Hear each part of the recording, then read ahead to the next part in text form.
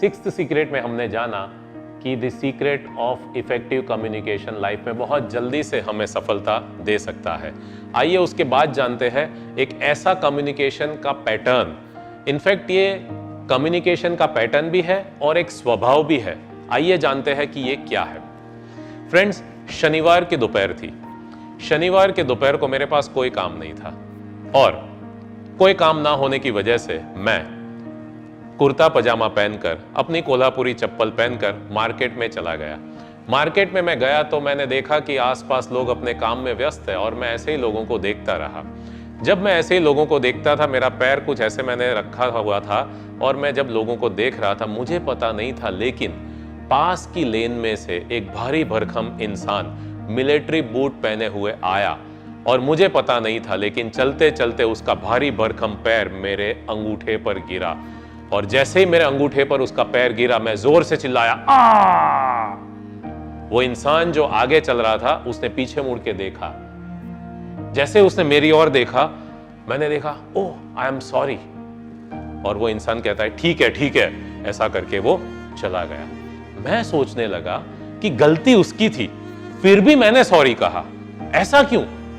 अपने इस स्वभाव से परेशान मैं कभी भी अपने आप को माफ नहीं कर पाया, क्योंकि जब गलती दूसरों की होती है तो भी मैं सॉरी कहता हूं। ऐसे स्वभाव से दूर होने के लिए मैंने सोचा कि मुझे कोई ट्रीटमेंट की जरूरत है, तो मुझे क्या करना चाहिए? मैंने सोचा ये तो कोई साइकोलॉजिकल प्रॉब्लम है, चलो एक काम करते हैं, एक साइकोलॉजिस्ट को दिखाते हैं। तो मेरे दोस्त के रेफरेंस में एक साइकोलॉजिस्ट थे, मैं उनके पास गया और उनसे मैंने पूछा कि भाई मेरे जिंदगी में ऐसा हो रहा है, गलती लोगों की होती है फिर भी सॉरी मैं बोल देता हूं। साइकोलॉजिस्ट ने कहा, अच्छा ये तो बड़ी गंभीर बीमारी है, आपके ऊपर मुझे थोड़ा रिसर्च करना पड़ेगा। आप एक काम कीजिए, ये मेरी एडवांस फीस है, आप पे कर दीजिए, मैं रिसर्च करना शुरू कर देता हूं। मैंने काफी अच्छी फीस दी उन्हें और उन्होंने मेरे ऊपर रिसर्च करना शुरू कर दिया। 3 महीने के एक्सटेंसिव रिसर्च के बाद एक दिन उनका फोन आया और मुझे कहते हैं, संदीप आ जाओ। मैंने बोला क्या हुआ? बोले मैंने तुम्हारी बीमारी का जो मूल कारण है उसे ढूंढ लिया है। बड़ी खुशी में मैं उनको मिलने गया। जैसे ही मैं उनके पास गया, उन्होंने कहा कि मैंने साइकोलॉजिकल पूरा सर्वे किया है आपके दिमाग का और मुझे यह पता चला है कि आप हीन भावना से पीड़ित है, जिसे हम कहते हैं इंफीरियरिटी कॉम्प्लेक्स। मैंने कहा ये क्या है? बोले ये एक ऐसा स्वभाव है, जब आपकी गलती नहीं होती है तो भी आपको ऐसा महसूस होने लगता है कि ये गलती आपकी है और आप हमेशा अपने आप को दूसरों से नीचा फील करते हैं। मैंने कहा अच्छा? बोले हाँ। बहुत खुश हो गया मैं कि आज मुझे पता चल गया कि मेरा प्रॉब्लम क्या है।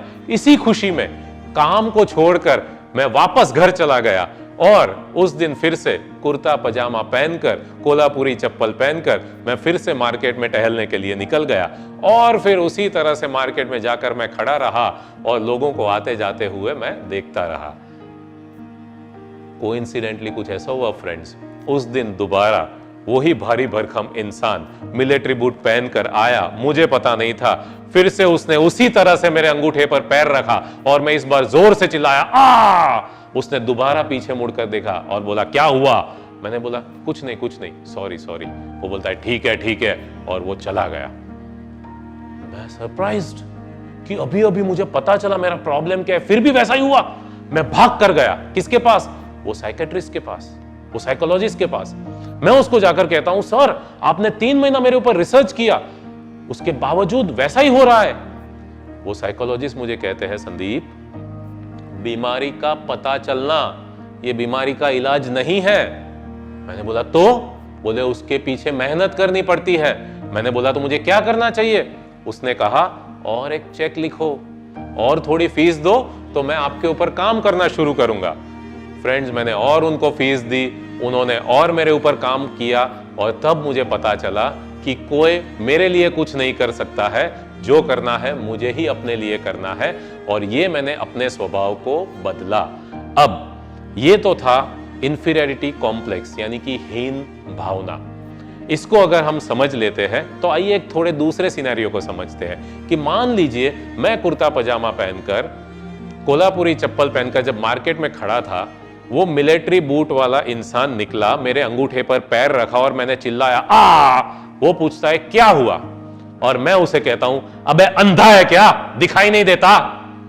तो वो मुझे कहता है क्या बोला तू, और मुझे पकड़ के वो 2-4 लगा देता है। जब उसने मुझे लगा दिया मैं फिर से दुखी।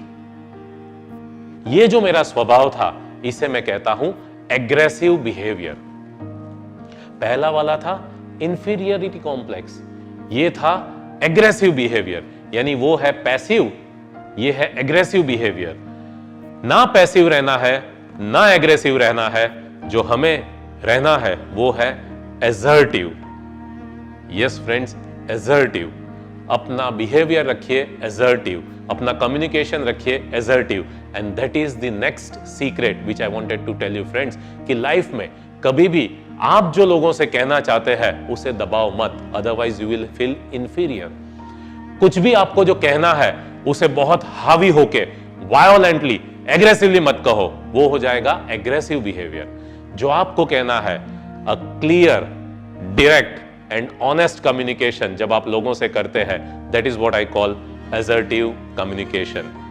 चाहे आप सेल्स करते हो, चाहे रिलेशनशिप्स हो, चाहे आपको समाज में लोगों से ज्यादा मिलना होता है, हर जगह पर जब आप असर्टिव कम्युनिकेशन करेंगे, असर्टिव नेचर रखेंगे, तो हमेशा आपको हेल्पफुल होगा। आइए एक छोटा सा किस्सा मैं आपको बता देता हूं। मान लीजिए कि आपके फ्रेंड की नई नई शादी हुई है और आपका फ्रेंड आपको लंच पे इनवाइट करता है। अब उसकी जो वाइफ है वो है चाइनीज। यस, आपके दोस्त ने चाइनीज लड़की के साथ शादी की है, और आपके दोस्त की वाइफ, जब आप उनके घर खाना खाने जा रहे थे, आपके दोस्त की वाइफ ने रेसिपी बुक पढ़ के इंडियन डिश बनाई है। यस, चाइनीज ने इंडियन डिश बनाई। अब आप खाना खाने बैठे हैं, आप और आपका दोस्त जब खाना खा रहे हैं, उसकी चाइनीज वाइफ जब आपको सर्व कर रही है, जैसे ही आपने पहला निवाला मुंह में डाला, अनुभव आपको मिल गया कि चाइनीज इंडियन डिश कैसी बनाते हैं। लेकिन आपके दोस्त की वाइफ है, आपका जिगरी दोस्त है, क्या कहेंगे आप बड़ी मुश्किल से उस थाली को फिनिश करने की कोशिश करते हैं। जैसे ही आपकी थाली से कुछ खाना कम हो गया, आपके फ्रेंड की वाइफ आकर कहती है भैया और मैं कुछ दूं आपको। मैं कहता हूं नहीं नहीं बहुत हो गया। वो कहती है क्यों, आपको मेरा बनाया हुआ पसंद नहीं आया? मैं कहता हूं नहीं नहीं ऐसी कोई बात नहीं है। जैसे ही मैं ऐसा कहता हूं, धम से वो और एक चीज मेरे थाली में रख देते हैं।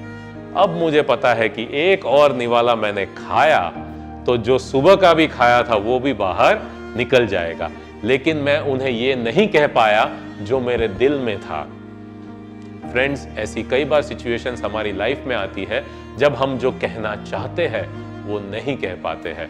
बट याद रखिए, we have to have assertive communication. अब आप सोच रहे होंगे ऐसी परिस्थिति में हमें कहना क्या चाहिए?